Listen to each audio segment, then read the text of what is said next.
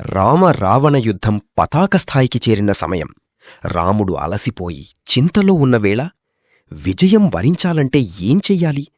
సరిగ్గా అప్పుడే అగస్త్య మహర్షి రంగప్రవేశం చేస్తారు. రాముడికి శత్రువులను జయించే పరమ పవిత్రమైన అత్యంత శక్తివంతమైన స్తోత్రాన్ని ఉపదేశిస్తారు. అదే ఆదిత్య హృదయం. రామ రామ మహాబాహో అంటూ సాగే ఈ స్తోత్రం సూర్యభగవానుని శ్రేష్ఠత్వాన్ని, అపారమైన శక్తిని చాటి చెబుతుంది. సూర్యుడు కేవలం వెలుగునిచ్చే గ్రహం మాత్రమే కాదు, ఆయనే సర్వదేవతా స్వరూపం, విజయప్రదాత.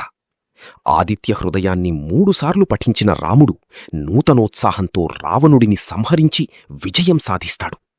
నేటికి ఆపదల్లో ఉన్నప్పుడు లేదా విజయం కావాలనుకున్నప్పుడు ఈ స్తోత్రం పఠించడం సకల శుభాలనిస్తుంది.